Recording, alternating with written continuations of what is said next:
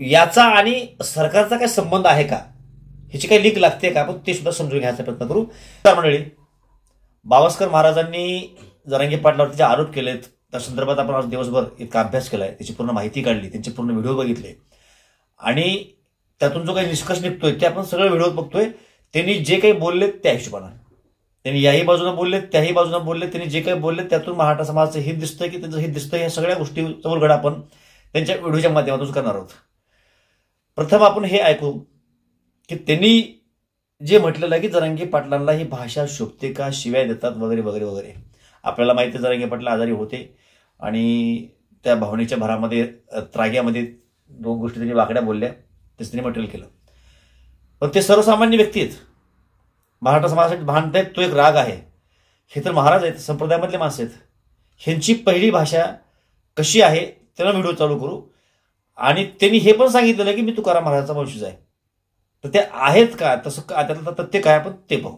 त्यांना तर इतका घोडा लावून टाकला हिशोबाच्या बाहेर, तुम्ही चुत्या पण टाकला लोकाला. मला प्रमाण सांगन मी तुको भरायचे, त्यांचा वारस आहे मी, त्यांचा अनुयायी आहे. अनिकेत अनिल मोरे देहूकर, मैं तुकाराम महाराज जी का 11वां वंशज, अभी मैं BCA कर रहा हूँ. अहमदनगर जिल्ह्यातील बालेगाव येथील हे महाराज आहेत अशी माहिती आहे. यांच्यावरती विनयभंगाची एक तक्रार सुद्धा पोलीस स्टेशनमध्ये दाखल करण्यात आलेली आहे अशी सुद्धा माहिती आहे. म्हणजे हे तर महाराज आहेत, तर टाईपचे महाराज असू शकतात ह्याचा अंदाज आपण बांधू शकतो. भंडारा डोंगरावर त्यांचा एक आश्रम वगैरे आहे, शाळा काय त्या काढल्यात अशी माहिती आहे, परंतु ती जागा सुद्धा त्यांनी बळकावून घेतलेली आहे अशी माहिती आहे. त्याचबरोबर सगळे सोयरे हा जो मसुदा तयार झाला, मसुदा म्हणण्यापेक्षा म्हणजे जे काही अधिसूचना काढण्यात आली त्याच वेळेला जरांगे पाटील सांगितलं होते की अशा पद्धतीने काहीतरी षडयंत्र चाललेलं आहे आणि काही लोक बाहेर पडणार आहेत, पण त्यावेळेला ह्यांना संधी भेटली नाही. परंतु त्या सगळे सोयऱ्या संदर्भात सुद्धा त्यांनी काय म्हणतायत ते ऐकून घ्या, मग पुढे सोडू. ह्या माणसाने काही निवेदन दिलं नाही, काय नाही, डोक्यात आलं सगळे सोयरे, लिहिलं सगळे सोयरे बसवायचं कसं कायद्यात, बरोबर कसं बसवायचं कायद्यात. मी त्यांनी मान्य केलं आज, असं मी म्हणत नाही की सगळे सोयरे ह्या बसावला, ह्या माणसाने बसावला शब्द. म्हणजे मराठा समाजाचं मी आहे असं त्यांचं म्हणणं आहे आणि तेच म्हणतायत की सगळे सोयरे हे कायद्यामध्ये कसं बसवणार, आणि ते कसं बसवायचं हा सरकारचा विषय आहे. हा यांना प्रश्न पडला नाही पाहिजे. जो प्रश्न सरकारला पडतोय तो प्रश्न यांना कसा पडला आहे. हे मराठीच्या बाजूने आहेत की मराठीच्या विरोधामध्ये आहेत. म्हणजे हा विषय फक्त जरांगे पाटलाला उघड पाडायचा एवढाच आहे की मराठा समाजाचं जे काही आरक्षण आहे त्या संदर्भात अपोजिट अशी काही भूमिका घेऊन सरकारची बाजू मांडायची, असं काय चाललंय का. आता लाखो मराठा मुंबईला गेला, त्या ठिकाणी आदेश वगैरे भेटला आणि गुलाल सुद्धा उधळला गेला. असा एक प्रश्न त्याला विचारण्यात गेला. त्यावेळेला त्यांनी स्पष्ट भाषेत सांगितलं की नाही लाखो वगैरे नव्हते. म्हणजे यांनाच असं सांगायचं की मराठा समाज त्या ठिकाणी लाखोनं जमा झाला नव्हता, व थोडके लोक होते. मग ही मराठा समाजामधला व्यक्ती बोलू शकतो का असं, ते काय बोलले ते का. लाखो लोक तुमच्या पाठी आली आणि मग अध्यादेशाचा गुलाल पण तुम्ही उधळलात. नाही, लाखो नाही आली. कसं आहे, हा फोगा होता. हे असंच ह्या माणसाने करून करून करून त्यालाही माहिती किती लोक होते. महाराजांचं असंही म्हणणं आहे की जरांगे पाटलांनी मराठा समाजाला इतकं मोठं स्वप्न दाखवलंय की हे आरक्षण म्हणजे त्यांच्या आयुष्यामध्ये काहीतरी भविष्य घडणार आहे. म्हणजे यांना असं म्हणायचे की आरक्षण जरी भेटलं तरी मराठ्याच्या आयुष्यामध्ये भविष्य असं घडणार नाही आणि ते एवढा काही विषय महत्वाचा नाही असं त्यांना सांगायचे. ते म्हणतात ते आपण ऐकूच. त्याचबरोबर हे सुद्धा ऐकू की त्यांनी जे म्हणलेले की तुकाराम महाराजाच्या मुद्द्यावरून मी रागावलो, नेमका त्यांना राग कोण्या गोष्टीचा आलाय ते आधी ऐका आणि आपण त्यानंतर हेही ऐकू की स्टेजवरती नेमकं तुकाराम महाराजांसंदर्भात जरांगे पाटलांनी काय म्हणलेत आणि कशासाठी म्हणलेत ते सुद्धा ऐकू. इतकं मोठं स्वप्न दाखवलं, आरक्षण म्हणजे आमचं कल्याणाची वाट आहे. तारखेच्या आत कोणी जरी येऊ द्या, तिची अंमलबजावणीच होऊ शकत नाही. मग का बसले. रागाचं माझं दुसरं एक आहे की तुकोबारायचं जे कारण घडलं, मी स्टेजवर गेलो पाणी प्या म्हणलो, हा उद्रेक कुठून झाला, तर त्यांनी संतन फंत म्हणून तुकोबारायचा अपमान केला. आता ज्या मुद्द्यावरून हा सगळा वाद उफाळला गेला का, जिथून यांचं मन दुखवलं ते बाहेर पडले, तो प्रसंग सुद्धा आपण पाहू. त्या प्रसंगामध्ये ते जरांगे पाटलाला पाण्या पिण्यासाठी मिळवणी करतात आणि त्यांनी पाणी पिले नाहीत. त्याच्या वारंवार आग्रहामुळं त्यांनी कटाळून त्यांना बाजूला सरकायला सांगितले. तुम्ही ते नीट ऐका की तुकाराम महाराजाबद्दल त्यांनी कुठला अपशब्द वापरलाय का, जे काही बोलले यांना बोलले ह्याच्या तोंडून जे येऊ लागलं त्यांना त्यांनी उत्तर फक्त दिलेलं आहे. ते तुम्ही नीट ऐका म्हणजे तुमच्या लक्षामध्ये बसेल. आणि हा माणूस तिचं मटेरियल करून काय बोलतोय. आता ह्याच्या पुढे मागं कोण आहे हे कशासाठी चाललंय आपण ते सुद्धा पुढे पाहणार आहोत. प्रथम ती क्लिप पहा. चालू झालं आणि म्हणत नाही तोपर्यंत माझं देत नाही तोपर्यंत बसा शांत थोडं डोकं दुखा लागलं मावा तिकडे आला 15 दिवसातून एकदा थोडा तुकाराम महाराजांनी काही सांगा शांत कळतं मला संत भिंत सगळे काही मानतो वा मागा तिकडे. तर हा असा एकंदरीत विषय होता. आता त्यांचं असंही म्हणणं आलं की 10 तारखेला जे उपोषणाला बसलेत ते का बसलेत. दरवेळेला त्यांनी मराठा समाजाची बैठक घेतात. आत्ताही बैठक घेतली आणि ते निर्णय घेतला की 24 तारखेपासून उपोषण वगैरे करायचे, रोड आंदोलन करायचे, रस्ता रोको करायचा आहे. पण 10 तारखेला त्यांनी लोकांची राय का घेतली नाही. आता मला त्यांना प्रश्न विचारायचे किंवा त्यांनी लोकांची राय घेतली असेल किंवा घेतली नसेल, मराठा समाजाचं नुकसान काय झालं. ते 10 तारखेला जर उपोषणाला बसले असते तर त्यामुळं मराठा समाजाचं असं नुकसान झालं ते काही सांगा. दरवेळेला ते विचारतात पण यावेळेला विचारले नसतील. अचानकपणे रायगडावरून ते निर्णय घेतला म्हणून समाजाला विचारले नसतील. ऑन द स्पॉट तिथं जवळपास जे लोक आहेत त्यांना विचारले असतील, बोलले असतील. पण तुम्ही जे आरोप करताय की त्यांनी का विचारले नाहीत, का विचारले नाहीत, न विचारता मनमानी केली म्हणून मराठा समाजाचं नुकसान काय केले आणि त्यातून नुकसान कसं झालं तिथं पटवून सांगा ना. ते त्यांना सांगायचं नाहीये. आज कशी लोक बोलावली, मग 10 तारखेला बोलावली की लोक. हा माणूस गेला कुठं माहिती का, अहंकारात, श्रेष्ठत्वात. तुम्ही दुसऱ्या बाजूला अहंकार. हे गप्रे, हट हट हट. आपल्याला समजलं असेल की मूळ दुखणं ही आहे मानपानाचा विषय आहे.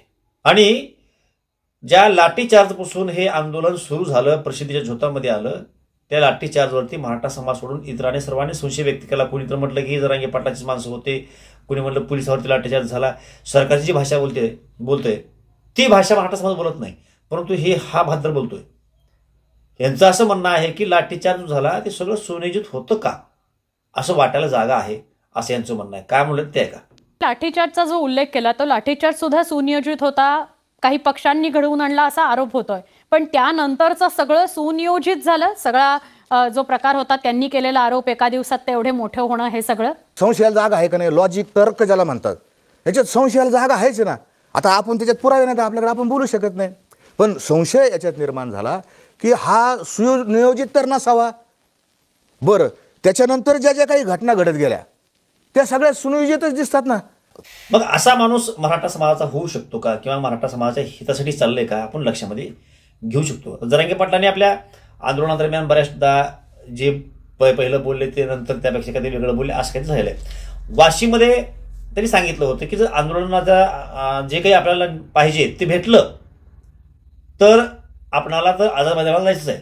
आरक्षण भेटलं तरी जायचंय, नाही भेटलं तरी जायचंय असं त्यांनी म्हणले होते. ह्या भागात असं म्हणणं आहे की वाशीहून परत का आलो. तुम्ही असं म्हणलं होतो ना, मग पुढे का बरं गेलो नाही, वाशीहून परत का आलो. आता वाशीहून परत का आलो ह्याचे उत्तर जर तुला सापडत नसतील वागा तर तू जरांगे पाटला सहकारी कसा, इतक्या मोठ्या संख्येमधला मॉब मग सांभाळून कसा आणायचा हा मोठा प्रश्न आहे. मुंबईमध्ये सारखं शहरात शिरलं, कुठं काही वाद झाला, कुठं वादन ठरलं, मुंबईमध्ये काही लोक होते असं ऐकायला भेटलं, तर आपल्याला जे पाहिजे ते भेटलं तिथून वापस फिरलं तर आनंदाची गोष्ट आहे ना. तिथून वापस फिरल्यामुळं मराठा समाजाचं नुकसान काय झालं हे सांगितलं पाहिजे. तिथं काय म्हणला, मी वाचून घेतो वाशीला आणि मी मग पटलं तरच. बरं, पलटी कशी मारायची, आरक्षण नाही मिळालं तरी आझाद मैदानाला जायचं आणि मिळालं तरी गुलाल घ्यायला जायचं. मग कमून नाही गेले. आता तुम्हाला आणखी एक प्रश्न पडलेला असेल की हा माणूस जरांगे पाटलांच्या तितक्या जवळचा आहे तर विरोधामध्ये का बोलतोय आणि कदाचित मग त्याच्या बोलण्यामध्ये तथ्य असेल का. तर मुळामध्ये एक गोष्ट लक्षात घ्या की हा जरांगे पाटलाच्या जवळला माणूस नाही, ह्याचा जरांगे पाटलाशी काही संबंध नाही. हा संबंध एवढाच की ह्या आंदोलनामध्ये जसे लाखो करोडो मराठे सहभागी झाले त्या अनेकांपैकी हा एक व्यक्ती. म्हणजे मी उद्या अंतरवालीला गेल्याच्या नंतर जरांगे पाटलाच्या स्टेजवरती बसलो, त्याच्या गप्पा मारल्या, त्यानंतर सेल्फी वगैरे काढून घेतली, फोटो काढून घेतली, एक दोन संवाद बोलले. म्हणजे मी जरांगे पाटला, एन.के. जाधव जरांगे पाटलाचे समूहातले माणसं असं नाही होत. महाराष्ट्रामधला अनेक मराठा तिथे गेला, फोटो काढले, जवळ गेले, सगळा मराठा समाज त्याच्यासाठी जवळच आहे, पण तो हा स्पेशल त्याच्या टीममधला माणूस नाहीये. आता हे सांगतायत आणि त्याला पटवून सांगावं लागलं की त्यांनी माझं नाव घेतलं वगैरे वगैरे. ते काय म्हणले आपण ते पण ऐका. आणि त्याच्या सोबतचे हावळे पाटील जे सहकारी आहेत त्यांनी सुद्धा आवाहन केलंय किंवा तू जर जवळला होतास तर मग काय पुरावा तुझ्यापाशी दे. दोघांचे आपण संवाद ऐकू, ते ऐका. जाहीरपणे सुरुवातीपासून महाराज त्यांच्यासोबत म्हणजे जे काही कोर कमिटी असते म्हणजे ते नेहमी म्हणत असतात आमची कमिटी त्या कमिटींपैकी एक असणारे महाराज आहेत. हे महाराज आहे तिथं, त्यांचे कोणते शब्द आहेत साक्षीदार करायचे ते महाराज, त्यांचे 3 शब्द सांगतो. हे महाराज आहे तिथं, महाराज करू लागायला येतं. त्यांची तुमची भाषा थोडी वेगळी आहे, टोनिंग. हा, महाराज करू लागायला येतं आणि महाराज साक्षीदार येतं. आधी सन्मान मला आणि नंतर चला उठ निघून बोलवलं होतं कुठं, वाशीच्या याच्यात. आणि वाशीच्या याच्यात बोलावलं, मी तिथे गेलो नाही म्हणून मी सहभागी होतो. एक आंदोलक माझ्याकडे आंदोलक म्हणून सहभागी झाले, ते सगळे फोटो वगैरे आहेत. आणि त्या वाशीच्या मार्केटमध्ये मी आंदोलकांनी खाली बसलो तिथं आणि जरांगे पाटील भाषणाला उठले. त्यांनी एक सिंगल फोटो दाखवा की त्यांनी विदर्भाच्या दौऱ्यात तो सोबत होता का, खानदेशच्या दौऱ्यात होता का, मुंबईच्या दौऱ्यात होता का, रायगडच्या दौऱ्यात, ह्या दौऱ्याचे त्यांनी फोटो दाखवा. त्याने एक फोटो दाखवला, मला हसू आलं. तो खाली असं विनवणी करतोय दादाला आणि दादा तिथं वर बसलेले, तो फोटो दाखवला. हे असे फोटो तर आमच्याकडे हजारो फोटो आहे आणि प्रत्येक माणूस येतो दादा त्यासोबत सेल्फी काढते. म्हणजे तो काय त्यांच्या जवळचा झाला का? आणि जरांगे पाटील हे कोणाच्याच बापाचं ऐकत नाही. जरी सगळ्यांचा गैरसमज असेल की आजूबाजूच्या लोकांचं ऐकतं, तर ते एकमेव स्वतःचं ऐकतात. त्यांना जी भूमिका घ्यायची तीच घेतात, त्या गोष्टीवर ठाम असतात. बरं, ह्या सगळ्या गोष्टी आपल्याला खोट्या वाटत असतील तर खुद्द त्यांचंच ऐका. आता म्हणजे जरांगे पाटलांचा त्यांचा परिचय असेल तर जरांगे पाटलांशी बोलताना ज्यावेळेस त्यांना जरांगे पाटलांशी बोलण्याची संधी भेटली त्यावेळेला त्यांना सांगावं लागेल काय की मी असा व्यक्ती आहे म्हणून. ओळख असल्याच्या तर सरळ बोलतील ना. परिचय का द्यावा लागतो? तुमची आमची ओळख नसेल तर परिचय द्यावा लागतो. काय म्हणाले ऐका. मी मराठा आहे, महाराजांची तुम्हाला शपथ आहे, तुकाराम महाराज. मी काय मुंबईहून आलो नाही, देऊन आलो, बारसकर महाराज. मग या सगळ्या गोष्टी झाल्या तर मग हे मराठा समाजासाठीच लढतायत का, किंवा मराठा समाजावरती काही अन्याय होतोय त्यांनी म्हणल्याप्रमाणे आपण असं गृहीत धरू की जरांगे पाटील कुठेतरी पिलेला ड्रायव्हर आहे आणि ही गाडी कुठे नेऊन घालणार आहे. म्हणजेच हे आंदोलन चुकीच्या पद्धतीने चालेल, मराठा समाजाचं उद्याच्याला नुकसान होणार आहे, प्रचंड नुकसान होणार आहे असं त्यांचं म्हणणं आहे. असंच आहे का?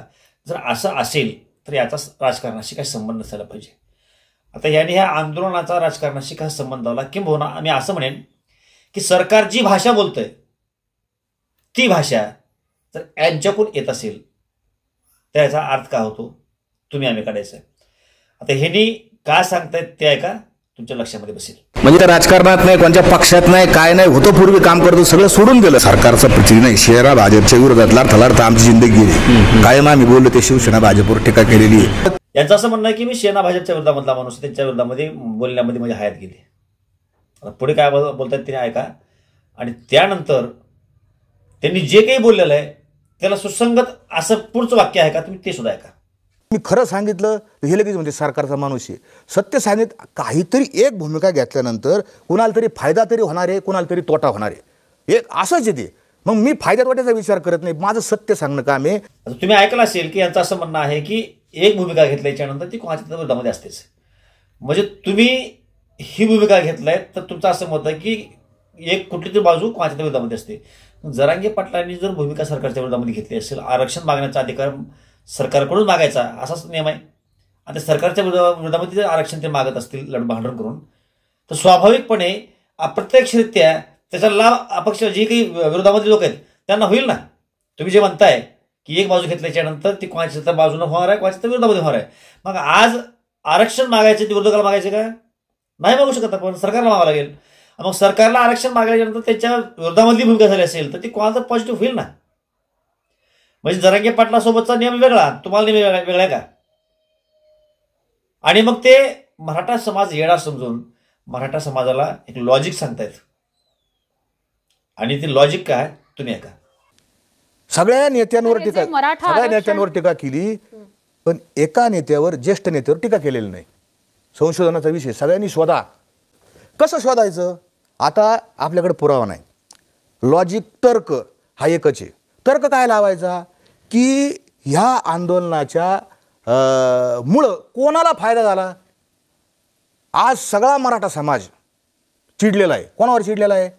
ह्या सरकारवर चिडलेला आहे. हे सरकार नालायक आहे, आम्हाला आरक्षण देत नाही, आम्हाला फसवितं.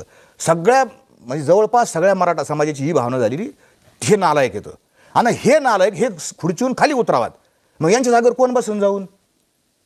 त्यांना फायदा आहे, सरळ गणित आहे ना.